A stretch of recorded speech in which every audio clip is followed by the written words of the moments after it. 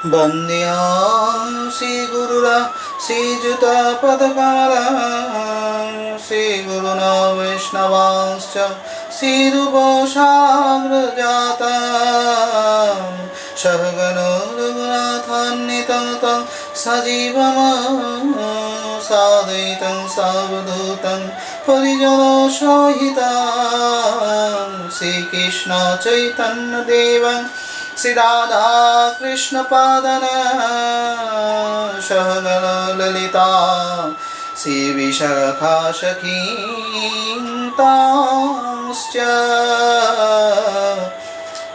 अज्ञानतिमिरान्धस्य ज्ञानाञ्जनशलाकया चक्षुरुन्मीलितं येन तस्मै श्री गुरवे नमो नमः। आनंद लीलामय विग्रह हेमावदिव्य छवि सुंदराय कृष्ण प्रेम रस प्रदायिनी श्री चैतन्य चंद्राय नमो नमः।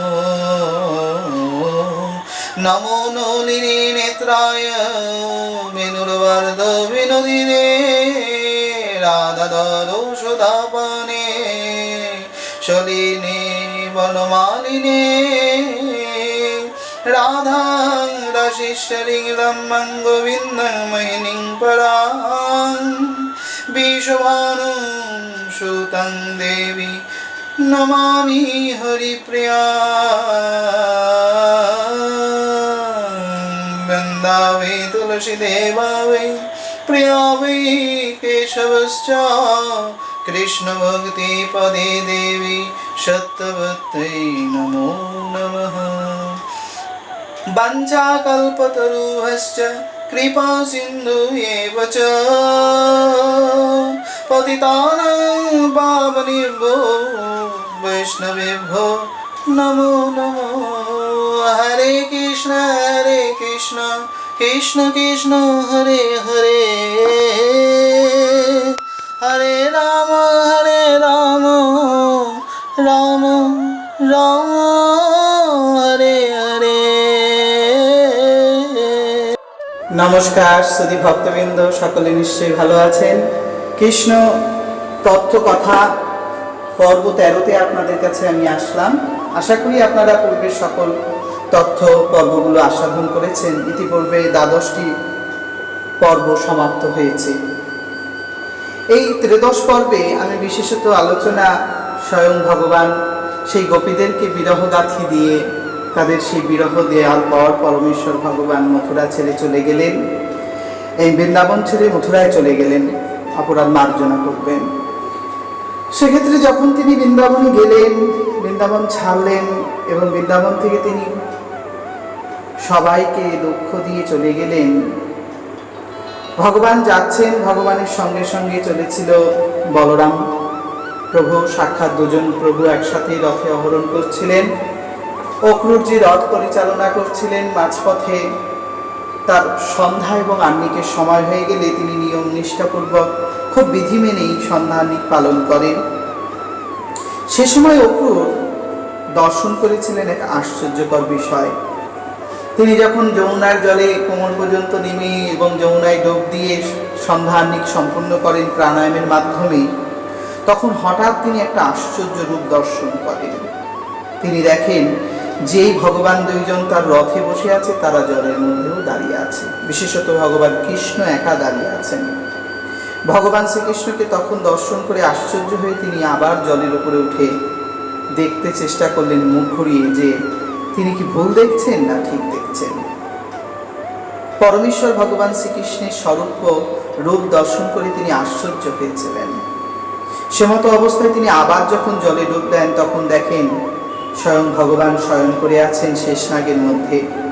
শেষনাগের দেহকুণ্ডলিতে শয়ন করে আছেন পরমেশ্বর ভগবান শ্রীকৃষ্ণ। দশ বংশধর এইরূপ অপূর্ব দর্শন করে অবাক হয়ে গিয়েছিলেন। গান্ধিনী নন্দন তখন তার চোখ থেকে অজস্র জল প্রতিবাহিত হচ্ছিল ভক্তির মাধ্যমে। তিনি বিশেষত ভগবান শ্রীকৃষ্ণের এই রূপ দর্শন করে নিজেকে ধরে রাখতে পারেননি এ কি করে সম্ভব? একাধারে তিনি রথেও রয়েছেন, আবার আমার জলসমৃদ্ধ সান্নিধ্যে যমুনার মধ্যেও রয়েছেন। খানিক পর তিনি আরেকটু পরীক্ষা করবার জন্য তাকিয়ে দেখলেন রথে একজন কৃষ্ণ বলরামের সঙ্গে, একজন কৃষ্ণ পথে হেঁটে চলে যাচ্ছে, যে পথ থেকে ভগবান এসেছিলেন। আরেকজন কৃষ্ণ বিষ্ণুরূপ নারায়ণ চতুর্ভুজ হয়ে জলের মধ্যে বিরাজমান। তিনি অবাক চেতনায় চাইতে থাকলেন এবং তিনি তার বুদ্ধিকে যতবারই বিকশিত করার চেষ্টা করেন ততবারই তিনি ভগবানের জালে তথা ভগবানের সেই যোগমায়ার বলকে তিনি কোনো রকমই ছেদন করতে পারলেন না। তিনি সেখানে যেটা বুঝতে পারেননি, আদর্শগণ, সাধুগণ, মহাত্মাগণ, বিশ্বনাথ চক্রবর্তী প্রভুপাদ এবং মহাজনেরা সেটা বুঝতে পেরেছিলেন। অক্রুশ তখন ভেবেছিলেন তিনি একজন, সত্যই তাই ছিল বটে, কিন্তু তিনি ভাব ছিল আলাদা। রাধারানী থেকে প্রকাশিত সেই মদন মোহন বিগ্রহটি বৃন্দাবনে চলে গেলেন এবং মদন বিগ্রহটি সাক্ষাৎ যমুনার মধ্যে রয়েছে। যিনি যমুনা পার করার পর তার সাথেই যাবে, অর্থাৎ অক্রুরের সাথেই যাবেন। রথ মধ্যে যিনি বেশে বিরাজভূত আছেন তিনি হলেন মদন মোহন। সেই মদন মোহনও আবার পুনরায় রাধারানীর কাছে ফিরে যাবেন, কারণ রাধা সাথে শনি যদা ভাতি তদাই মদন মোহন। রাধা বিনে আমার কৃষ্ণ কেবলই মদন। মদন মানে যে শুধু কাম তা নয়, মদন মানে কামের স্বরূপটাও রয়েছে।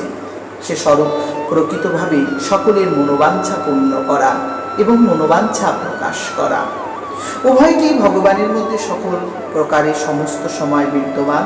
তিনি সর ঐশ্বর্যপূর্ণ, তার মধ্যে সমগ্র জ্ঞান, সমগ্র যশ, সমগ্র বৈরাগ্য, সমগ্র শ্রী, সমগ্র বীর্য বর্তমান।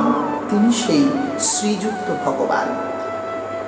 কিন্তু মাধুর্য লীলাময় ভগবান শ্রীকৃষ্ণ মাধব তিনি কিন্তু সেখানেই থেকে গেলেন।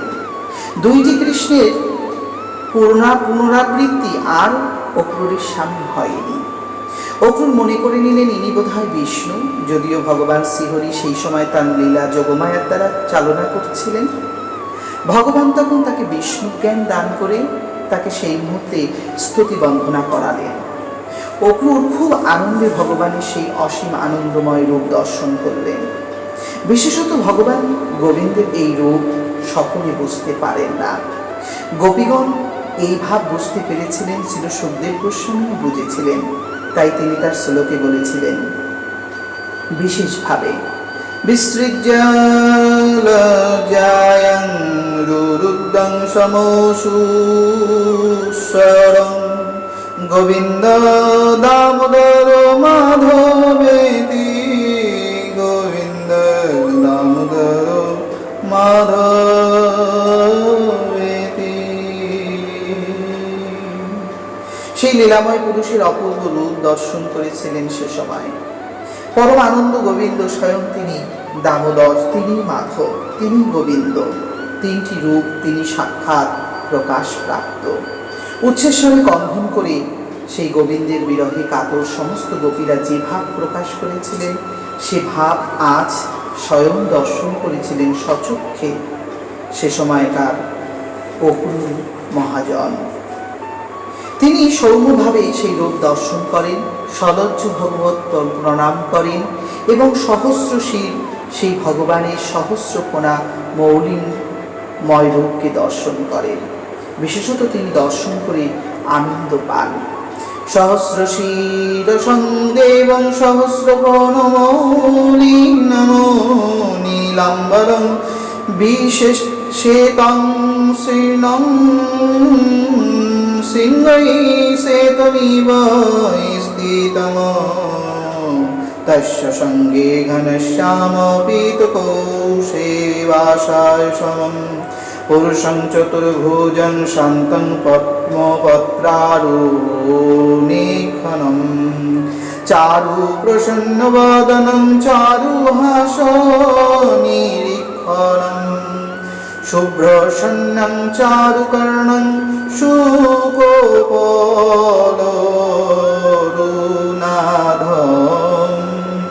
পলম্বপিতবরভুজং তুঙ্গাং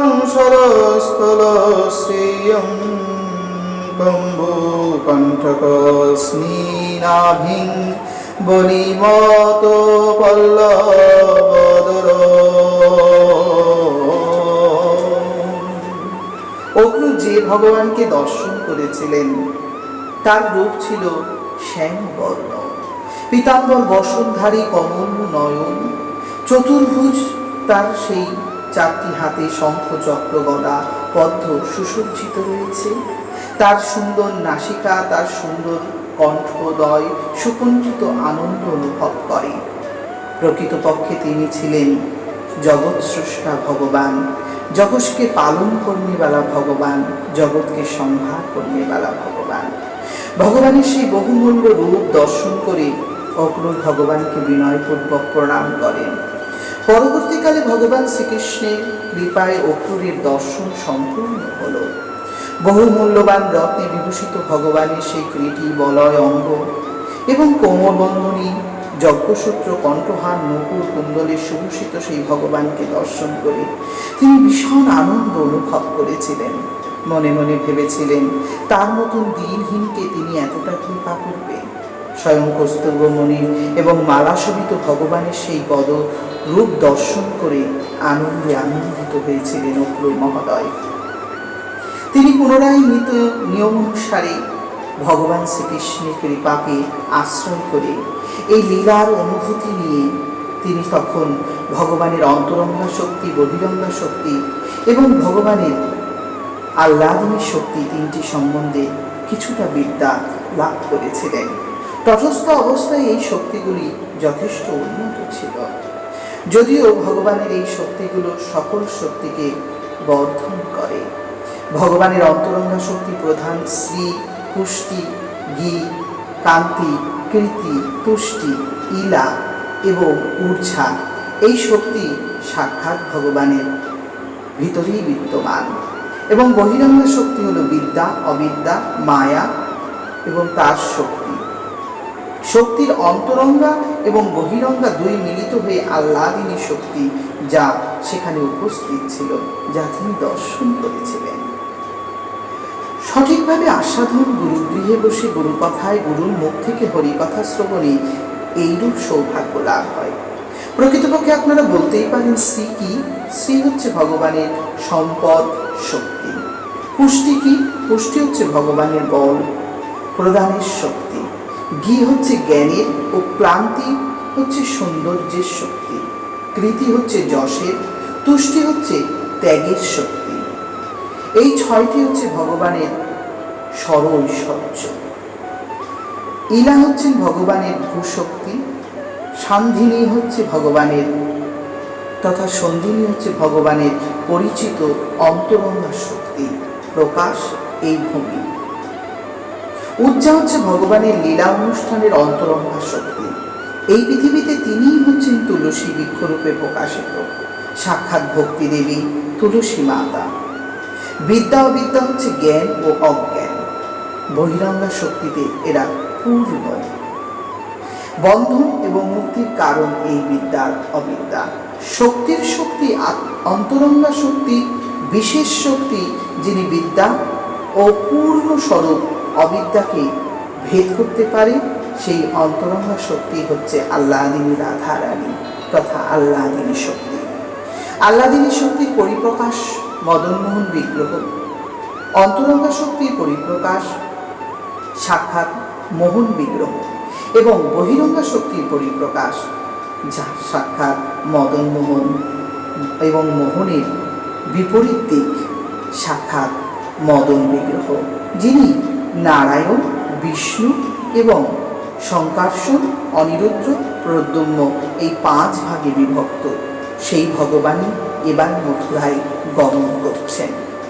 অক্রূর প্রার্থনা করলেন পরমেশ্বর ভগবানের সেই রূপ দর্শন করে। যদিও অক্রূর ভগবানকে সম্পূর্ণরূপে জেনেছিলেন, ভগবান ভূমি, জল, অগ্নি, বায়ু, আকাশের মধ্যে অহংকার, মহত্তত্ত্ব সমস্ত কিছুর পরিপ্রকাশক, তাই অক্রূর যথেষ্ট শ্রদ্ধা সহকারে ভগবানকে বিশেষভাবে প্রণাম অর্ঘ্য নিবেদন করেছিলেন। ভগবান শ্রীকৃষ্ণ অক্রূরকে জিজ্ঞাসা করেছিলেন যখন তিনি রথে উঠে এসেছিলেন, ভগবান তৎপর জিজ্ঞাসা করেছিলেন, জলে বা আকাশে, বায়ুতে বা অগ্নিতে আপনি কিছু দেখেছেন? আপনার মুখটা দেখে এমন মনে হচ্ছে। ভগবান জেনেও না জানার ভান করায় বা অভিনয় করায় তিনি পটু। এসব শিক্ষা তার কাছে আগে থেকেই ছিল। তাই তিনি অক্রূরকে এই ধরনের প্রশ্ন বলরামের সহিত করেছিলেন। অক্রূর বলেছিলেন, হে প্রভু, আমি এখন সবকিছু শ্রেষ্ঠ জিনিস দর্শন করছি আপনার মধ্যে, তাই আমার আকাশ বা জল, অগ্নি বা বায়ুতে কিছু দেখার আর প্রয়োজন নেই।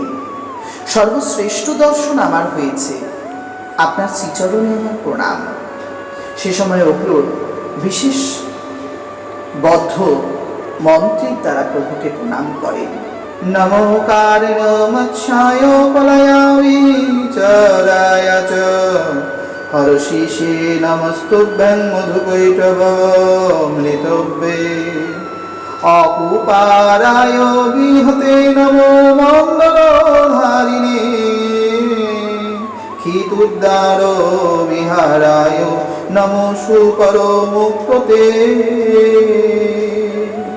নমো ভিগুয়নাং পতয়ে দীপ্তক্ষত্রবণচ্ছিদে নমস্তে রঘুবর্যায় রাবণন্তকরায় চ। তিনি বলেছিলেন, হে প্রভু, সৃষ্টির কারণ আপনি। প্রলয়ের সমুদ্রে সমস্ত সংসার যখন প্রলয় হতে চলেছিল, তখন মৎস্যরূপে আপনি পৃথিবীকে ধারণ করেছিলেন। হে প্রভু, আপনি হয়গিরূপ রূপে মধুকৈঠব নামক অসুরদের বিনাশ করেছিলেন, বেদসমূহদেরকে উদ্ধার করেছিলেন। হে প্রভু, আপনি কূর্মরূপে মন্ধর পর্বত ধারণ করে অমৃত ধারণ করেছিলেন, তিনি মন্থন করিয়েছিলেন। স্বয়ং আপনি পৃথিবীতে শূকর রূপ ধারণ করে পৃথিবীকে উদ্ধার করেছিলেন ভয়ঙ্কর অসুরের হাত থেকে। আপনি নরসিংহ রূপ ধারণ করে সাধু ভক্তগণের ভয় বিনাশকারী। আপনি বামন রূপে ত্রিভুবনকে ত্রিপদ দ্বারা গ্রহণ করে তার প্রমাণ দিয়েছিলেন। আপনি ভৃগুবংশী দত্তাত্রেয় রূপে আবির্ভূত।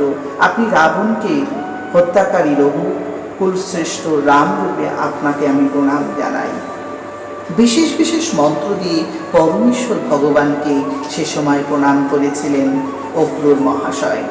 অক্রূর মহাশয় স্নেহপ্রবল ভগবানকে প্রণাম করে যমুনায় যা যা দর্শন করেছিলেন, সেগুলো সবই একত্রে ভগবানের সেই রথে দর্শন করে আনন্দে দুই ভগবান হাসছিলেন।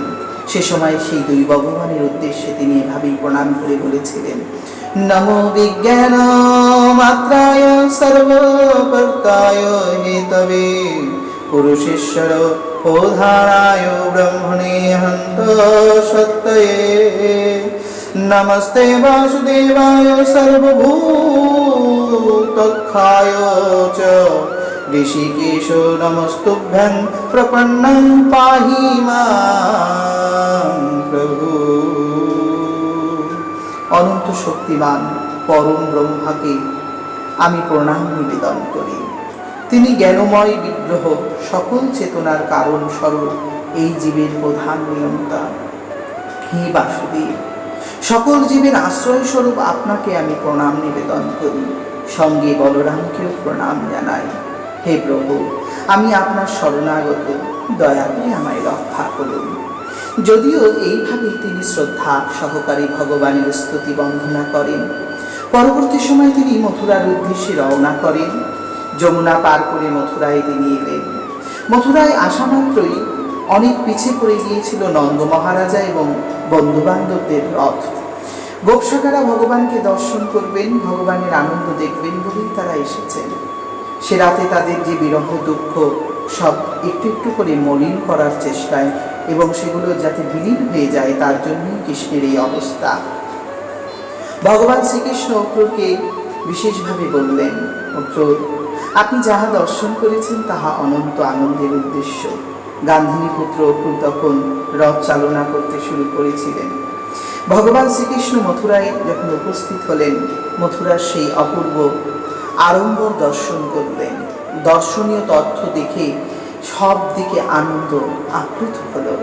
মথুরায় ভগবান শ্রীকৃষ্ণ আসছে দেখে মথুরার সমস্ত গ্রামবাসীরা রাস্তার পাশে এসে দাঁড়িয়েছেন। বসুদেব নন্দন দুজনকে দর্শন করে তারা বড় আনন্দ পেয়েছেন।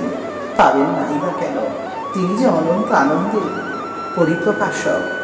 ভগবান দুইজনকে দর্শন করে নগরীরা বিশেষ আনন্দ পেয়েছিল।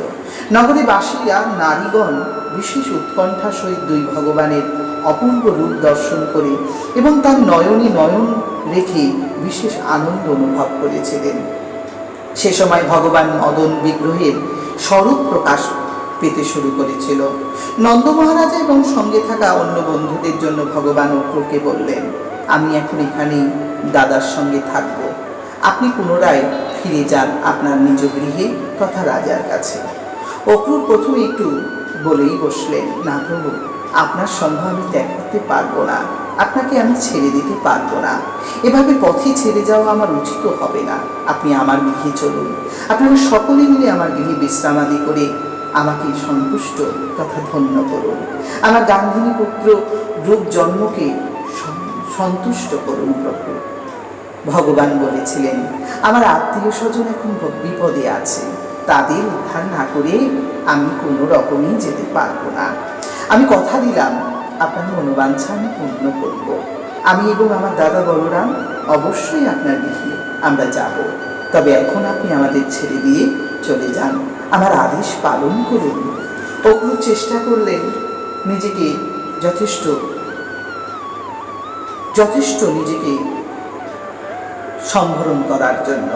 ভগবানের উপরে একটু ক্ষুব্ধ হলো বটে, কিন্তু তিনি ফিরে গেলেন। ফিরে যাওয়া মাত্রই তিনি অক্রূর কংসের কাছে সমস্ত ঘটনা বর্ণনা করেছেন। কংস ভূয়সী প্রশংসা দিয়েছেন তাকে।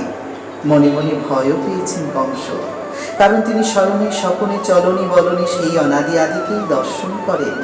এমনকি মদ্য মদিরা পান করার সময় জলের পাত্রে ভোজনের পাত্রেও তিনি তাকেই দেখেন, রাত্রি ঘুমিয়েও তিনি তাকেই দেখেন। সেই অধঃখোজ ভগবানকে দর্শন করে তিনি বিশেষ ভয় প্রাপ্ত, মনে করেন মৃত্যু বোধ হয় তার সান্নিধ্যেই আছে। যদিও এইরূপ ভ্রান্ত চিন্তা কংসকে বারবার যতনা দেয়। আগের জন্মে কাল নেমেছিলেন তিনি এক মহান দানব রাক্ষস করেছিলেন, এবার তিনি এসেছেন ভগবানের নিজের মামা সম্পর্ক নিয়ে। যদিও এখানে তিনি সে সম্পর্কের কোনো প্রাধান্য রাখেননি। ইতিমধ্যেই বসুদেব, উগ্রসেন এবং দৈবকীকে কারারুদ্ধ করেছেন ভয়ঙ্কর কংস। ভয়ঙ্কর কংস তখন আনন্দে সকলকে বলে দিলেন, এইবার কৃষ্ণ আমার কাছে আসবে, বলরাম আমার কাছে আসবে, নিশ্চিত তোমরা তাকে মারবে। একটি কুবলাবীর নামক পাগল হাতি ছিল, বলে বেশ শক্তিশালী। সেই হাতিটি দিয়েই ভগবানকে হাতির পদপিষ্ট করে মারার ইচ্ছা প্রকাশ করেন। চারুন্মুষ্ট নামক মল্লযোদ্ধা মানে কুস্তি যোদ্ধারা সেখানে বিরাজ হতো, তাদেরকেও তিনি আদেশ দিয়েই রেখেছেন। ইতিপূর্বে ভগবান কংসের দ্বারা প্রেরিত অনেক অসুরদেরকে বধ করেছেন। ত্রিনাবত, পুতনা, অকাসুর, বকাসুর, বিশ্বাসুর, ধেনুকাসুর, কেশী আদি ব্রহ্মাসুর সবাইকে তিনি বধ করে এখানে এসেছেন। ভগবান শ্রীকৃষ্ণ তখন রাজপথ থেকে দুই বন্ধুদের নিয়ে হাঁটতে শুরু করেছিলেন। রাজপথে যখন ভগবান হাঁটছিলেন, চারিদিকে রাজপথ সুন্দরভাবে সাজানো।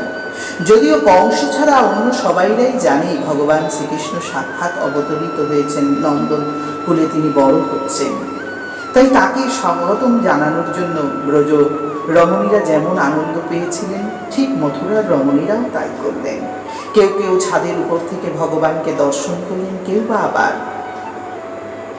নিচে দাঁড়িয়ে রইলেন। কেউ তার পুত্রকে দুগ্ধপান করাচ্ছেন, তা বন্ধ করেই ছুটে এলেন, কেউ বা রান্না বন্ধ করে ছুটে এলেন, কেউ বা আবার সুধর্ম প্রভুকে দর্শন করার জন্য স্নান কাজটাও অসম্পূর্ণ রেখেই অর্ধনগ্ন অবস্থায় উপস্থিত হলো ছাদের উপরে। এভাবে প্রভুর দর্শন এবং তারদের দিকে ভগবান আবার স্নেহপ্রবল দৃষ্টি দান করলেন। ভগবান যেহেতু মদন মোহন রূপ ধারণ ত্যাগ করে এবার মদন রূপ ধারণ করেছেন, তাই তিনি এখন সকালের দৃষ্টিতে তাকানো মাত্রই তারা কামপূর্ণ হয়ে ওঠেন। সকলে তাদের নিজজনদের ভুলে গিয়ে সেই কমলনয়ন ভগবানের দিকে তাকিয়ে তারা আলিঙ্গন করে নিলেন এবং তার সঙ্গে যেন চিরতরের মিলন সম্পূর্ণ ভাব অনুভূত হলেন। এভাবেই ভগবান শ্রীকৃষ্ণ তার লীলা বিস্তার করলেন। অগ্ররাদী মহাজনেরা পুনরায় তাদের গৃহে ফিরে গেলেন। ভগবান তার বন্ধু বান্ধবদের ফিরে পেলেন। হঠাৎ রাজপথে চলতে চলতেই ভগবানের ইচ্ছে হলো তিনি সুন্দর বসনভূষণ ধারণ করবেন। ইতিমধ্যেই ভগবান শ্রীকৃষ্ণ সেই বসনভূষণ ধারণ করবার ইচ্ছা নিয়ে যথেষ্ট সৌভাগ্য অর্জন করার চেষ্টায় গমন করলেন। যদিও ভগবান শ্রীকৃষ্ণ সাক্ষাৎ অনন্ত সংসারের পরম প্রকাশক, তার কাছে কোনোটাই অসম্ভব ছিল না, তবুও পরমেশ্বর ভগবান শ্রীকৃষ্ণ তদ্রূপ সেই নিয়মকে পালন করেছিলেন। স্বয়ং ভগবান শ্রীকৃষ্ণ সমস্ত কিছু জানতেন, তাই তো তিনি এগুলো করেছিলেন। ভগবান নিজে ওই নগরীতে প্রবেশ করে কংসের সম্বন্ধে সমস্ত কিছু জানবার চেষ্টায় চলেছিলেন।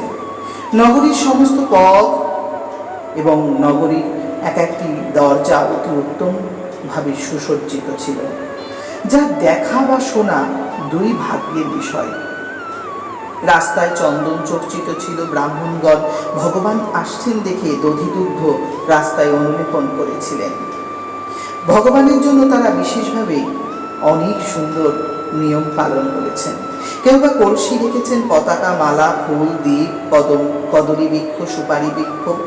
নগরীটি সুসজ্জিত করেছেন ভগবান আসবেন বলে। বালক বেশি ভগবান সহচর দর্শন করে সকলেই মনমোহিত হয়েছিলেন। সবার মনোবাঞ্ছা পূর্ণ হয়েছিল। এমনই সময় এক রজকের সাথে ভগবানের দেখা। সেই রজক অনেক দামি দামি বস্ত্র, রাজের বস্ত্র বিক্রি করছিলেন। রজকের কাছে ভগবান গিয়ে বললেন, আমাদেরকে উপযুক্ত বস্ত্র দান করো, আমরা দানের উপযুক্ত পাত্র, নিশ্চয়ই তুমি দিতে পারো। যদিও রজক ভগবানের এই রূপ দর্শন করে বুঝতেই পারেননি। তিনি বলেছিলেন, তোমরা গ্রাম্য বালক, নীলজ্জের মতন তোমরা আমার কাছে যে বস্ত্র চাইছো, তোমাদের সাহস তো বলিহারি যাই। ভগবানকে প্রথমত স্মরণ করেছিলেন অক্রূর মহাদয়, স্মরণের পর বন্ধন করেছিলেন, বন্ধনে অক্রূর শ্রেষ্ঠ ছিলেন। চলতে চলতেই তিনি স্মরণ করেছিলেন যখন তিনি বৃন্দাবনে যাচ্ছিলেন। এটাকে শরণাগতি বলা হয়। বন্ধনাগতি পরবর্তীকালে তিনি দর্শন রূপে লাভ করেছিলেন। আহ্বান করেছিলেন ভগবানকে মথুরায়, তাই আহ্বান। আহ্বানের পরে মথুরার বাসিন্দারা ভগবানকে সুস্বাগতম কিছু নিষ্ঠা পরায়ণ কার্য করেছিলেন। ব্রজ রমণীরা যেভাবে ভগবানকে ভালোবাসতেন তার দ্বিগুণভাবে ভালোবাসার চেষ্টা করেছিলেন মথুরার রমণীগণ। তারা তখন স্বনয়নের জল দিয়ে প্রভুর চরণ ধুয়েছিলেন। এটি কিন্তু পূজা পদ্ধতি, একটু বুঝলেই আপনারা পূজাটা শিখতে পারবেন। চরণ জল করার পর ব্রজ রমণীদের বিপরীত দিকে মথুরা রমণীগণ বড় আনন্দে প্রভুকে তাদের নয়ন জলে অভিষিক্ত করেছিলেন, পাদ্য অর্ঘ্য দিয়েছিলেন। ব্রাহ্মণগণ নিষ্ঠিক মন্ত্র এবং নৈষ্ঠিক ভাবের প্রমাণ দিয়েছিলেন। এরপর ভগবান নিজেই বস্ত্র চেয়েছিলেন রজকের কাছে, কিন্তু রজক বস্ত্র দিতে মানা করেন, ভগবানকে অসম্মান ভর্ৎসনা করেন। ভগবান বুঝতে পারেন এই মূর্খের বুদ্ধি অহংকারের সঙ্গে থেকে অহংকারী হয়েছে। মুহূর্তের মধ্যে ভগবানকে বলেছিলেন সেই রজক, যদি বাঁচতে চাও এখান থেকে পালাও। তোমাদের মতন দরিদ্রদের বস্ত্র দেওয়ার জন্য আমি বস্ত্র সভা খুলে বসিনি। ভগবান দুইকে এইরূপ অপমান করায় ভগবান মূর্খ ওই রজকের মস্তক নখ অগ্রের দ্বারা ছেদন করে তাদের সকলের বস্ত্র পুটলি ফেলে দিয়ে তখন রজকরা, অন্য সব বন্ধু রজকরা পালিয়ে গিয়েছিলেন সেখান থেকে। সেই বস্ত্রগুলো ভগবান শ্রীকৃষ্ণ উদ্ধার করে নিজে এবং তার বন্ধু বান্ধব সখাদেরকে পরিয়ে, বলরামকে পরিয়ে সুন্দর রূপে চলেছিলেন। ভগবানের এই সুন্দর রূপ দর্শন করে তখন আরো আনন্দ লাভ হচ্ছিল মথুরা নগরীতে।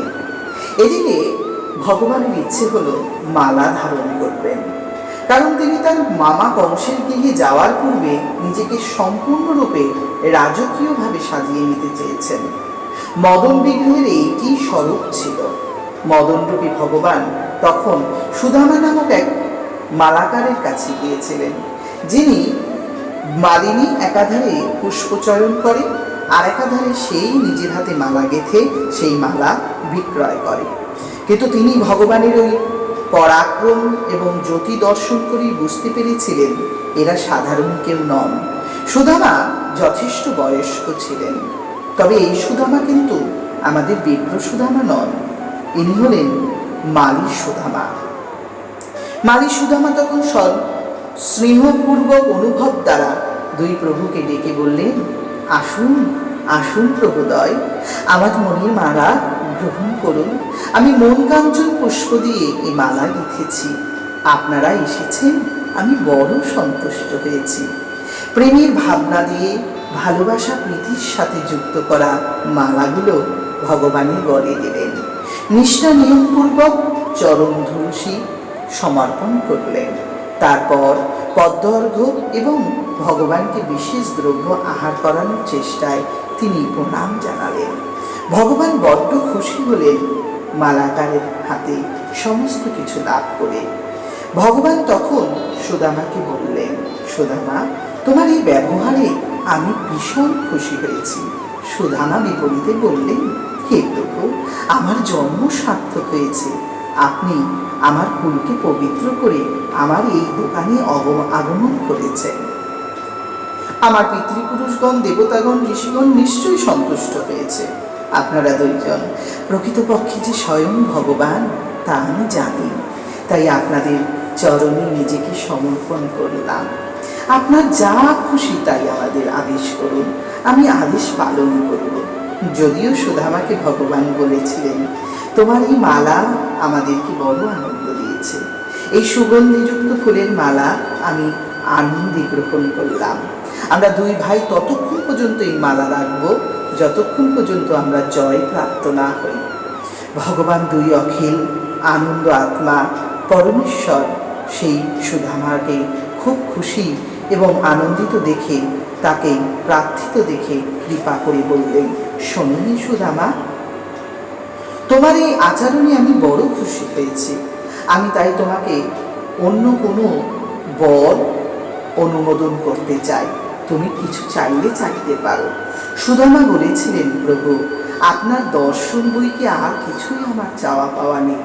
তবু যখন আপনি আমাকে ভালোবেসেছেন, এটাই আমার অনেক পাওনা।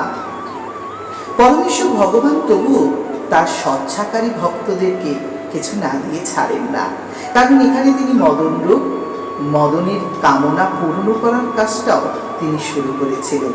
ইতিপূর্বে বৃন্দাবনে থাকাকালীন এগুলো একটাও করেননি, এখন যা করছেন। তিনি বললেন, শোনো হে বুদ্ধিশীল, তুমি ঐশ্বর্য, বল, আয়ু, যশ, কান্তির প্রদান লাভ করবে। আমি তোমাকে সহজে সমস্ত কিছু লাভ করতে আশীর্বাদ দিলাম। তোমার কোনো দিন কোনো অভাব হবে না। এই কথা বলেই ভগবান সুদামার মালার দোকান থেকে পুনরায় পথে হাঁটতে থাকলেন। হঠাৎ নাকে একটি সুগন্ধ লাভ হলো। গন্ধ দেখেই বুঝতে পারলেন যে এইখানে নিশ্চয়ই কোনো এক সুন্দরী গমন করছে। তার দেহের গন্ধ, একাধারে তার হাতে চন্দনের অনুলেপন রয়েছে।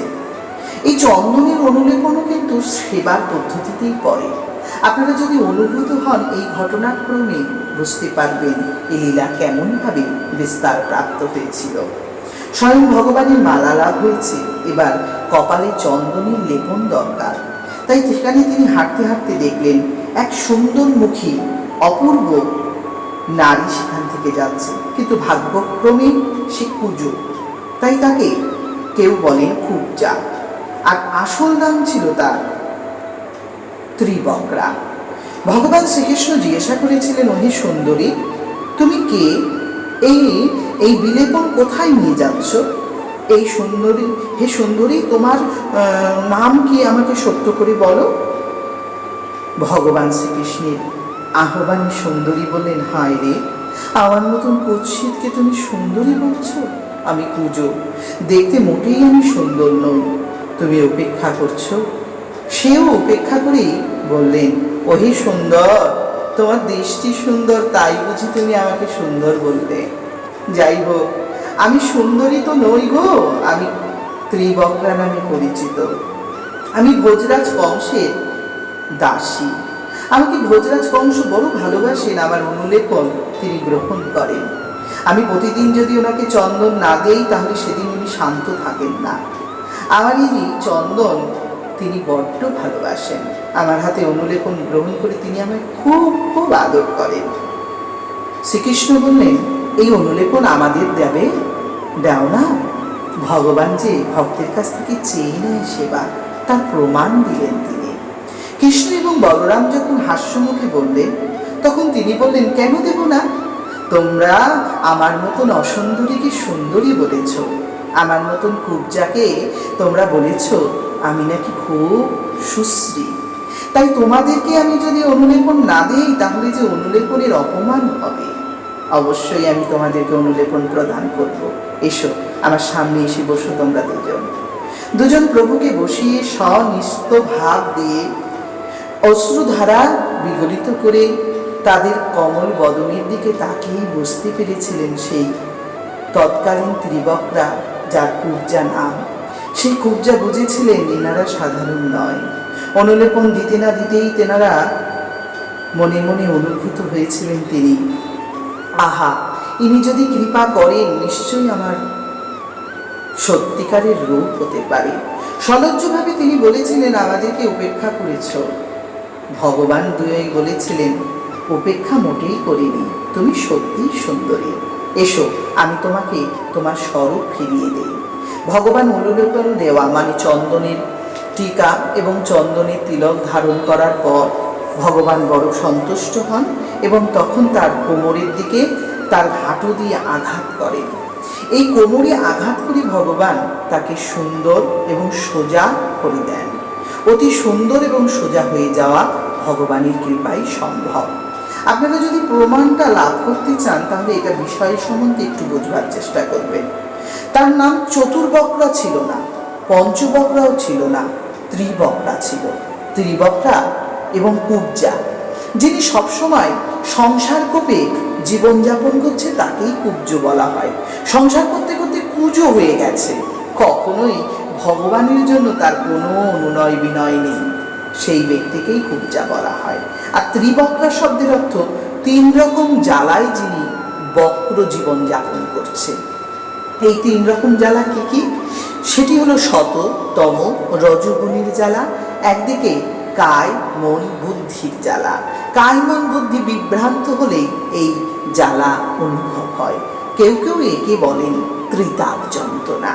ত্রিতাপ যন্ত্রিত সেই সাধারণ নারী দাসী রূপে যিনি রাজার সঙ্গে সেবা করে যেতেন, তিনি রাজার মুখে কখনো কখনো কৃষ্ণ ভয় শুনে কৃষ্ণের কথা জেনে রেখেছিলেন। সেই কৃষ্ণকেই মনে মনে অনুসন্ধান করে আজ তার এই লাভ ঘটেছে। একাধারে ভগবানকে তিনি চন্দন লিপতে পেরেছিলেন। ভগবান চন্দন লিপিত হয়ে বড় সন্তুষ্ট হয়ে তাকে সরল করে দিয়েছিলেন। সরল মানে সোজা, সরল মানে সংসারটাকে একেবারে সঠিকভাবে বুঝে নেওয়া এবং সেই সংসারের মধ্যে সার কোন বস্তু তাকে খুঁজে পাওয়া। এই সরলতাই লাভ হয়েছিল ত্রিবক্রার জীবনে। তিনি আর ত্রিবক্রা না হয়ে সুন্দরী অপূর্ব রূপ ধারণ লাভ করেছিলেন। যদিও তার জীবনে কায়, মন, বাক্য সরল হয়ে ভগবানের ভালোবাসা লাভ করেছিলেন, তৎপর সেই ত্রিবক্রা সুন্দরী ভগবানের চরণকে স্পর্শ করেন। ভগবান তাকে যথেষ্ট কৃপা করেছিলেন। সুন্দরী রমণীতে পরিণত হয়ে তার স্তন অত্যন্ত আনন্দ এবং একটি যুবতী নারীর যেই যেই স্বভাব আছে সেই সেই স্বভাব প্রকাশ পায়। যদিও ত্রিবক্রা ভগবানকে বলেছিলেন কামভাবে, কারণ কৃষ্ণের সেই রূপ কাম আকর্ষণ করেছিল। কৃষ্ণকে তিনি বলেছিলেন, হে সুন্দর, আমার গৃহে চলো, তুমি আমাকে যেই রূপ সুন্দর করেছ, সুন্দরী করেছ, তাকে আমি সার্থক করব। আমি এই সৌন্দর্য তোমাকেই দান করব, চলো আমার গৃহে।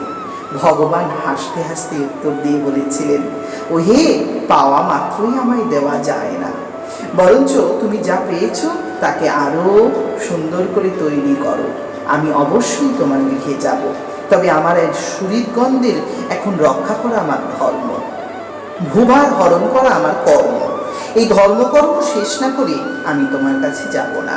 যেদিন শেষ হবে কথা দিলাম অবশ্যই আমি তোমার কাছে গিয়ে তোমার এই সুন্দর অনুলেপন আবার গ্রহণ করব। এভাবেই ভগবান শ্রীকৃষ্ণ বলরাম অনুলেপন নিয়ে ত্রিবক্রাকে আশীর্বাদ দান করে সেখান থেকে চলে গেলেন। কৃষ্ণ যথেষ্ট উন্নত নিয়ম নিষ্ঠা পরায়ণ ত্রিবক্রার সেবায় আনন্দ লাভ করেছিলেন। ভগবান শ্রীকৃষ্ণের স্পর্শে কি হতে পারে তা আপনারা নিশ্চয়ই বুঝেছেন। এটা কোনো দোষ নয়, এটা হলো গুণ। ভগবানের স্পর্শ, ভক্তের স্পর্শে জীবের এইরূপ সন্তাপ দূরীভূত হতে পারে। শ্রীকৃষ্ণ খুব শীঘ্রই সেই রমণীকে সন্তুষ্ট করবেন কথা দিয়ে চলে গেলেন। ভগবান অনন্ত আনন্দের অনুধাবনকারী ছিলেন। ভগবান শ্রীকৃষ্ণের বিশেষ আনন্দ অনুধাবনকারী সকল মথুরাবাসী নারীরা তারা ভগবানকে দর্শন করে আরও উন্নত কামুগ্ধ হয়েছিলেন। তাদের মধ্যে কামনা হয়েছিল, হায় এই পুরুষকে যদি পেতাম। কারো বস্ত্র আপনিই খুলে যাচ্ছিল, কারো মাথার চুলের বাঁধন খুলে গিয়ে ফুলগুলো রাস্তায় পড়ে প্রভু চরণ লাভ করছিল। এভাবেই তারা সকলেই ভগবানকে স্বরূপ আনন্দ অনুভব করেছিলেন। তৎপর পরমেশ্বর ভগবান শ্রীকৃষ্ণ তিনি শুনেছিলেন যে ওখানে ধনুর যজ্ঞ হচ্ছে। তিনি যথেষ্ট নিয়ম অনুষ্ঠানে সেই যজ্ঞে গমন করেন। ধনুর যজ্ঞের উদ্দেশ্য কি ছিল? ধনুর ভঙ্গ করা। এই অহংকাররূপ ধনুকে ভঙ্গ না করলে তারা কখনোই তাদের সঠিক লক্ষ্য প্রাপ্ত হয় না। ভগবানের পূজা পাঠ সম্পূর্ণ হওয়ার পর ভগবান দুইজন মুহূর্তের মধ্যে সেই ধনুর যজ্ঞস্থলে গমন করেন। ধনুকে খুব সহজেই ভেঙে ফেলে, যেটি কয়েকটি তাল গাছ পরপর সাজিয়ে রাখলে যত লম্বা তত লম্বা এবং ততই ভারী। জীবের সাধ্য নেই সে ধনুক ভঙ্গ করে। সেখানে রক্ষীরা যথেষ্ট সতর্ক পাহারা দিচ্ছেন, কিন্তু বলপূর্বক ভগবান শ্রীকৃষ্ণ সেই রক্ষীদের সামনেই ধনুকে ভঙ্গ করেন। একটি ভাঙা অংশ বলরামের কাঁধে আর একটি অংশ নিজের কাঁধে নিয়ে তিনি পরিষ্কার বোঝালেন ভঙ্গ করতে তিনি ভালো পারেন। আকাশে শব্দ হলো, চারিদিকে আনন্দ এবং ভয় দুটোই জোখার প্রকাশ প্রাপ্ত হলো। কংস ভয়ে ভয়ভীত হয়ে আরও চিন্তা করতে লাগলেন, হায় হায় কি হবে এই সময়। পরমেশ্বর ভগবান শ্রীকৃষ্ণ দ্বারা এইভাবে লীলা পরস্পর ঘটতে থাকল। ভগবান তাদের রক্ষীদেরকে মারলেন। যারা ওই ধনুরকে রক্ষা করছিলেন তারা ভগবানকে আক্রমণ করেছিলেন। দুই ভগবান মুহূর্তের মধ্যে কিছু ভূভার কমিয়ে ফেললেন এবং তারপর তিনি বৃন্দাবন থেকে হাসা সমস্ত গোপসখা এবং নন্দ মহারাজের সাথে পুনরায় মিলিত হয়ে সে রাত্রটা তিনি শকট তথা গরুর গাড়িতে শয়ন করেছিলেন। ভগবান সে রাত্রে ওখানে শয়নের পর যথেষ্ট নিয়ম অনুসারে পরমেশ্বর ভগবান তাদের বৃন্দাবন থেকে আনা ক্ষীরযুক্ত মিশ্র অন্ন ভোজন করেছিলেন। তৎপর ভগবান রাত্রে শয়ন করেছিলেন। সখাদের নিয়ে তার সেই রাত্র ছিল অন্তিম সখাশল্য বাৎসল্য রাত্র। সে রাত্র ভগবান কোনো রকমে কাটালেও কংসের সে রাত্রে ঘুম আসেনি, কারণ সে ভয়ে ভীষণ ভীত হয়েছিলেন। কারণ তার মৃত্যু এতদিন পর্যন্ত দূরে ছিল, আজ তার রাজধানীতে এসেছে। সে শুনেছেন ধনুর ভঙ্গ করেছেন এবং তার পাহারাদারদের মৃত্যু দিয়েছেন স্বয়ং তারা দুইজন। ভেবেছেন কি হবে কালকে জানে। ঘুমের ঘরে কখনো তিনি দেখেছেন তার মাথাটা নেই, দেহটা আছে। আবার কখনো দেখেছেন তার রঙিন জলের মধ্যে সে অর্থাৎ মদের মধ্যে সে ভগবান কৃষ্ণকে। ভীষণভাবে ভয়ে ভীত হয়ে তিনি সে রাত্রে বিনা নিদ্রায় জীবন রাত্র জীবিত করলেন। শেষে ভগবান শ্রীকৃষ্ণের কৃপায় পরের দিন সকালবেলায় সূর্য উদিত হল। কংস মল্লক্রিয়ার আয়োজন শুরু করেছেন, এ বিষয়ে তিনি জানতে পেরেছিলেন। কৃষ্ণ এবং বলরাম সেখানে গমন করেছিলেন। যদিও সেখানে বাদ্যযন্ত্র নিয়ম নিষ্ঠা অনুসারে অনেক কিছু হয়েছিল, অনেক নিয়ম যেগুলো যুদ্ধক্ষেত্রে নিয়ম হয়। মল্লযুদ্ধ মানে কুস্তি যুদ্ধ, আর সেই কুস্তির নিয়ম পালন হয়েছিল। সেখানে যথেষ্ট নিয়ম অনুসারে যুদ্ধের কাজ শুরু হয়েছিল, মঞ্চ হয়েছিল। দেখবার জন্য রাজাদের এক ধরনের, গ্রামবাসীদের এক ধরনের এবং যথেষ্ট সম্মান সহকারে সেই মঞ্চে সকলে এসেছিলেন। কংস সেখানে যাদের মল্লবীরদের এনেছিলেন, সেই মল্লবীরদের মধ্যে বয়োজ্যেষ্ঠ মল্লবীর ছিল চানুর, মুষ্টিক, কুট, শল ও তোষল। এই 5টি মল্ল তথা কুস্তিকার সেখানে মাদুরের উপরে বসেছিলেন। হিসেবত এই 5টি মল্ল আপনার ভিতরেও আছে, যারা পঞ্চ ইন্দ্রিয় বলে জানবেন। পরমেশ্বর ভগবান নন্দ মহারাজা এবং নন্দ মহারাজার আত্মীয় স্বজনরা যা যা উপহার এনেছিলেন বৃন্দাবন থেকে, তা কংসকে দেওয়ার পর তারাও আসন পেয়েছিলেন। পরমেশ্বর ভগবান শ্রীকৃষ্ণ সেখানে যেতে চেয়েছিলেন আগে, কিন্তু রাজপথে প্রথম ভাগে কুবলাপীর নামক একটি ভয়ঙ্কর হাতি সে পথ আটকে দেয়। কৃষ্ণ এবং বলরাম সেই বুদ্ধিমত্তাহীন হাতিটিকে বলেন পথ ছাড়ো। মাউতকেও বলা হয় পথ ছাড়ুন, কিন্তু কোনো কথা না শুনে হাতি কুবলাপী ভগবানের দিকেই ধাবিত। এই কুবলাপীর নামটিতেই আপনারা বুঝতে পারবেন যার বুদ্ধি কু বল পীর প্রকাশ করে, যে কুবুদ্ধিতে বলবান হয়ে নিজেকে শ্রেষ্ঠ মনে করে, সেই তো কুবলাপীর। যার বুদ্ধি এইরকম কুবলাপীর হাতির মতন, তার তো নিশ্চয়ই পতনের দরকার। বুদ্ধির কারণেই তো আমাদের জীবনে ভক্তি আস্বাদন করা সম্ভব হয় না। এই কুবুদ্ধির কারণেই আমরা কুপথ ধারণ করি। সুবুদ্ধি তখনই সম্ভব যখন প্রভু নিজে এটি করবেন। পরমেশ্বর ভগবান শ্রীকৃষ্ণ সেই হস্তিকে পথ বন্ধ করা দেখে তার দিকে ধাবিত হলেন এবং খুব তাড়াতাড়ি তার দুটো চোখ তুলে ফেললেন। ভগবান হাতিটির চোখ তুলে প্রমাণ দিলেন বুদ্ধি কিন্তু নষ্ট হয় চোখের মাধ্যমে, অর্থাৎ দৃষ্টি যদি যেদিকে পড়বে মন সেদিকে ধাবিত হবে, বুদ্ধি তাকেই লাভ করবে। তাই সেই সময় হাতির দুটো চোখ তুলে দেওয়া হয় এবং তুলে দেওয়ার পর পরমেশ্বর ভগবান সেই হাতি বারবার ভগবানের দিকে আক্রমণ করেন। এটি হলো শুদ্ধ চেতনাময় হাতির বুদ্ধি উৎপন্ন হয়েছিল। মাউতটি যতবারই ভগবানের দিকে তাকে পরিচালনা করে, মাউতটি হলো মন, বুদ্ধি মনের দ্বারা পরিচালিত হয়। সেই মন বারবার ভগবানের বিরুদ্ধে আচরণ করে, কিন্তু ভগবান মন এবং বুদ্ধি দুটিকে সঠিক করে মুহূর্তের মধ্যে কুবলাপীর হাতিকে বহু দূরে ঘুরিয়ে ফেলে দেন। প্রায় কয়েক যোজন দূরে ফেলার পর পরমেশ্বর ভগবান শ্রীকৃষ্ণ কুবলাপীর হাতি এবং মাউতকে বধ করেন। এরপর পরমেশ্বর ভগবান মল্লযুদ্ধের মঞ্চে প্রবেশ করেন। তাকে দেখে মল্লযোদ্ধা চানুর বলেন, তোমরা যুদ্ধের উপযুক্ত নও, তোমাদের বয়স অল্প, তাই তোমাদের এটা উচিত হবে না। কিন্তু পরমেশ্বর ভগবান শ্রীকৃষ্ণ সে সময় সে কথাগুলোকে কোনো রকম মান্যতা না দিয়ে তিনি বলেছিলেন, আমরা যুদ্ধ করতে এসেছি, আমাদের যুদ্ধ করতে দেওয়া হোক। কোনো ভয়ের কারণ ছিল না। চানুর মুষ্টিয়াদি সকলেরাই অবাক হয়ে দেখেছিলেন।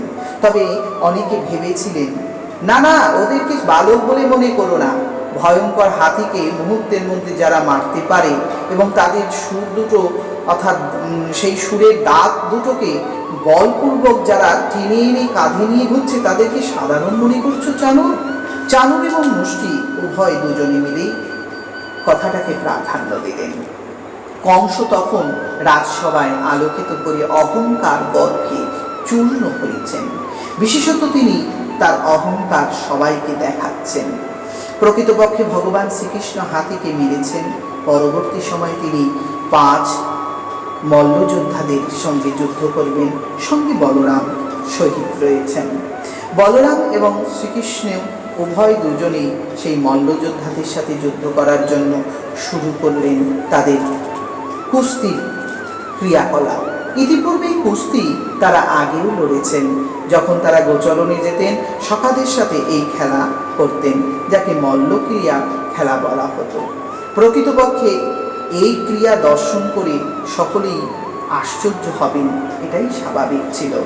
কৃষ্ণ কথামৃত আস্বাদন করছেন আমার শ্রদ্ধালু ভক্তগণ। আমি সকলের চরণে বারংবার প্রণাম জানাই, কারণ আপনারা যথেষ্ট বুদ্ধিমত্তা এবং জ্ঞানী, তাই আপনারা এই কথা শুনছেন। আশা করি ভবিষ্যতেও শুনবেন, অপরকে শোনাবেন, এটাই আপনাদের স্বভাব হবে। ভগবান শ্রীকৃষ্ণের উপরে যেই রূপ আচার আচরণ পালন করতে চেষ্টা করেছিলেন চানুর এবং মুষ্টি, কিন্তু অন্য অন্য মথুরার নারীরা তার রূপ গুণ বর্ণনা করেছিলেন। জনসাধারণগণ বলেছিলেন এই দুই বালক সাধারণ নয়, নিশ্চয়ই বসুদেবের ঘরে দেবতার অবতার রূপে অবতীর্ণ হয়েছেন। এভাবেই জনতা সাধারণগণ তথা মানব জাতি রূপ গুণ মাধুর্য বীরত্ব সম্বন্ধে দর্শন করে অবাক হয়েছিলেন।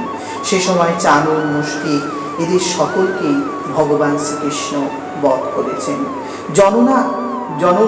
জনতাগণ এবং স্বজনগণ সকলেই ভগবানের সেই সমস্ত লীলাগুলোকে পুনরায় স্মরণ করেছিলেন। অল্প কয়েকজনের মধ্যে একজন বৃদ্ধ ব্যক্তি বললেন, ওরে জানো না এই ভগবানরা সাধারণ নয়।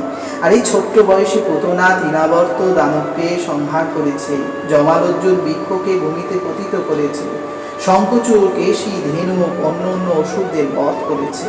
তা ইনি স্বয়ং গোপবালকদের রক্ষা করে দাবানল পান করেছে, 7 দিন ব্যাপী পর্বত ধারণ করেছে। এইরূপ ভগবানকে সাধারণ মনে করা মূর্খ মানবের স্বভাব হতে পারে। ওদের জ্যেষ্ঠ ভ্রাতাকেও সাধারণ মনে করো না, ইনি প্রলম্বাসুর, বৎসাসুর, বকাসুর আদি অসুরদের বধ করেছেন। ভীষণ শক্তি এদের দুইজনের মধ্যে। জনসাধারণের এইরূপ কথার বিশেষ কার্য হল চানুরের সাথে পরমেশ্বর ভগবান শ্রীকৃষ্ণের এই যুদ্ধ শুরু হয়েছিল, যেখানে চানু ভগবান শ্রীকৃষ্ণের সাথে যুদ্ধ করেছিলেন। মুষ্টি ভগবান বলরামের সাথে যুদ্ধ করেছিলেন। উভয় যুদ্ধে একের পর এক মৃত্যু প্রাপ্ত হওয়ার পর চানুর এবং মুষ্টির যুদ্ধ হওয়া, তারপর তোষলের যুদ্ধ হয় এবং কুটের সাথে বলরামের যুদ্ধ হলে এবং সঙ্গে যারা যারা ছিলেন সবাইকেই পরমেশ্বর ভগবান ধরালোক থেকে মুক্তি দান করলেন। সারূপ্য মুক্তি লাভ করে পরমেশ্বর ভগবান শ্রীকৃষ্ণের কৃপায় সে সময় চানুর মুষ্টির মৃত্যু এবং সমস্ত মল্লযোদ্ধারা মৃত্যু হওয়ার পর মল্লযোদ্ধাদের যে সমস্ত বন্ধুবান্ধব পরিবর্গরা ছিলেন তারা সেখান থেকে ভয়ে পলায়ন করলেন।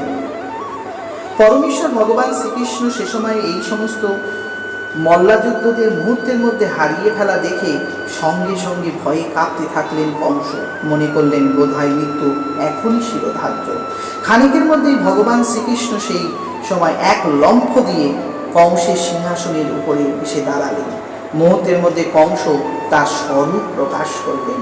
কংস দেখে অবাক হয়ে গেলেন, হায় হায়, এবার বোধহয় প্রাণ যাবে। কংস মুহূর্তের মধ্যে তরোয়াল অর্থাৎ একটি বড় ছুরি, যেটাকে তরোয়াল বলে, আর একটা ঢাল তিনি হাতে ধারণ করলেন। ভগবানের সাথে যুদ্ধ করার জন্য তৈরি হলেন। ভগবান এক লাফ দিয়ে তাকে আবার পুনরায় সেই মল্লযুদ্ধ ক্ষেত্র অর্থাৎ সেই মঞ্চে ফেলে দিলেন। ভগবান ধীরে ধীরে তার বায়ু শক্তি এবং কংস যেহেতু এক বিশাল শক্তিশালী ব্যক্তি ছিলেন, তিনি বারবার আকাশে ঘুরতে থাকেন। কথায় বলা হয় তিনি স্বর্গ মর্ত পাতাল ঘুরে আবার সেখানে এসে পড়েন। পরমেশ্বর ভগবান তাকে মুহূর্তের মধ্যে তার পদাঘাত করে মৃত্যু দান করেন। পরমেশ্বর ভগবানের দ্বারা কংস মৃত্যু প্রাপ্ত হন। যদিও পরমেশ্বর ভগবান শ্রীকৃষ্ণ স্বয়ং সাক্ষাৎ সৌভাগ্যের পরিপ্রকাশক ছিলেন, ভগবান শ্রীকৃষ্ণের হাতে এইরূপ মৃত্যু লাভ করে কংস কোনো দুঃখ পাওয়ার বস্তু ছিল না। দুষ্ট ব্যক্তি হয়েও কংস মুহূর্তের মধ্যে ভগবানকে লাভ করেছিলেন। আপনারা বলবেন এটাও কি সম্ভব? আমি বলবো যে যাত্রামান প্রপদ্যন্তে তং তস্তস তৈব ভজাম্যহম। যে যেমন করে প্রভুকে স্মরণ করে সে তেমনই লাভ করে। কামাদ ভজতে গোপীগণ, গোপীরা কামনা দিয়ে ভুজেছিলেন, তাই তো তিনারা কামনার স্বরূপ ভগবানকে লাভ করেছিলেন। ক্রোধাদ ভজতে, ক্রোধে ভজেছিলেন শিশুপাল দন্তবক্র, পরবর্তীকালে তাও শুনবেন। এবং ভয়াদ ভজতে কংস, কংস যে সবসময় ভয়ে ভজেছেন, কিন্তু তিনি তো গায়ে মনোবাক্যে প্রভুকেই স্মরণ করেছেন, তাই তার শরণাগতি যে নষ্ট হতে পারে না। ইচ্ছায় করুন অনিচ্ছায় করুন সেই হরিনাম যে আপনাকে ফল দেবেই দেবে। ঔষধ যদি আপনি জেনে খান বা না জেনে খান, কিন্তু ঔষধের কাজ ঔষধ করবেই করবে। সেই রূপ ভগবান শ্রীকৃষ্ণ সেটাই করেছিলেন। বলরাম মুষ্টিকে যেভাবে মৃত্যুদান করেছিলেন সেভাবেই ভগবান শ্রীকৃষ্ণ কংসকে মৃত্যুদান করবেন। এটাই শ্রেয়স্কর ছিল। কংসের আরও 8 ভাই ছিল। তারা সকলেই পরমেশ্বর ভগবান শ্রীকৃষ্ণের হাতে নিহত হয়েছিলেন। কংসকে যখন ভগবান বধ করেছেন, অপূর্ব কর্ম দর্শন করে সবাই সাধু সাধু বলতে শুরু করেছিলেন। যদিও সেই সময় মৃত্যুরূপ কৃষ্ণকে আগমন করা দেখে বুদ্ধিমান কংস তার চরণে পরবর্তী সময় মন নিয়োজিত করেছিলেন। চারিদিকে হাহাকার রব উঠেছিল। কংসের পত্নী হস্তি এবং প্রাপ্তি রোদন করছিল। বিশেষত ভগবান শ্রীকৃষ্ণের কৃপা লাভ করেছিলেন সেই কংস। চারিদিকে দেবতারা দুন্দুভি বাজাচ্ছিল, পুষ্প বর্ষণ হচ্ছিল, দেবপত্নীরা নৃত্য করছিলেন, কারণ ভয়ঙ্কর কংস মৃত্যু লাভ করেছে। ভাতৃবর্গেদের সঙ্গে ভগবান কৃষ্ণের যুদ্ধে তারাও মৃত্যু লাভ করেছেন বলরামের গদার আঘাতে। ভগবানের কৃপায় এই লীলা পরিপূর্ণ হল। ভগবান সেই শক্তি প্রদান করলেন এবং মুহূর্তের মধ্যে কংসের সমস্ত শক্তি নষ্ট করলেন। কংসের 8 ভাইকে মৃত্যু দান করে পরমেশ্বর ভগবান যথেষ্ট নিয়ম রক্ষা করেছিলেন। তৎপর পরমেশ্বর ভগবান শ্রীকৃষ্ণের হাতে নিহত হওয়া কংসের ভাই এবং কংস সহিত তার স্ত্রীরা কাঁদতে কাঁদতে ছুটে আসলেন। আহা, আমাদের স্বামীদের কর্মের ফল তারা পেয়েছে। অকারণ অহংকার করলে এরকমই হয়, ভগবানকে অবিশ্বাস করলে এভাবেই মরতে হয়। এখন আমাদের দুঃখের কপাল আরো বড় হলো। হায় হায়, আমরা সেই রাজা হারালাম, আমাদের সন্তান সন্ততি সহজেই নিহত হবে বুঝতে পারছি। হস্তি এবং প্রাপ্তির এই দুই আচরণ, কংসের হত্যা, কংসবধ, পরস্পর ভগবানের লীলা আপনারা সাধন করছেন কৃষ্ণ তত্ত্ব পর্ব 13-তে। আশা করি এই পর্বে আপনারা কংসের এই বধ লীলা এবং পর্বে সম্পূর্ণরূপে মথুরায় ভগবান জয় লাভ করেছিলেন। কংসকে জয় করে পরমেশ্বর ভগবান শ্রীকৃষ্ণ তার পিতামাতাকে শিকল মুক্ত করেছিলেন। এক কথায় বলা যায় মায়া মুক্ত করেছিলেন। তারপর তিনি উগ্রসেনকে মুক্ত করেছিলেন। উগ্রসেনকে মুক্ত করে তিনি রাজ সিংহাসনে বসিয়েছিলেন। এভাবেই পরমেশ্বর ভগবান শ্রীকৃষ্ণের কৃপায় কৃষ্ণতত্ত্ব পর্ব 13টি আমি আপনাদের কাছে নিবেদন করলাম। আশা করি আপনারা সকলে শুনবেন এবং অপরকে শোনাবেন। দাসের যদি কোথাও বলায় সমস্যা হয়ে থাকে, আপনারা মনে করেন কোথাও যদি আমি আপনাদের মনে কষ্ট দিয়ে থাকি বা আমার উচ্চারণ কোথাও ভুল হয়, অবশ্যই ডেসক্রিপশনে লিখে পাঠাবেন। অবশ্যই আপনারা আপনাদের বাক্য লিপিবদ্ধ করে বক্সে পাঠাতে পারেন। আর যদি কোনো কিছু জানতে ইচ্ছে হয় তাও জানাবেন। পছন্দ হলে এই চ্যানেল দুটিকে সাবস্ক্রাইব করবেন। আশা করি অন্যকে জানাবেন এবং লাইক শেয়ার করবেন। সবাই ভালো থাকবেন। জয় শ্রী রাধে। বঞ্ছা কল্পতরুশ্চ কৃপা সিন্ধুয়েব চ পতিতানাং পাবনেভ্যো বৈষ্ণবেভ্যো নমো নমো। या जातो वैष्णवाचो शवकारे नमस्कारे ते अपराध जैनो नहायो आमान भैयाचन हमें जातो गौर भक्त वृंद।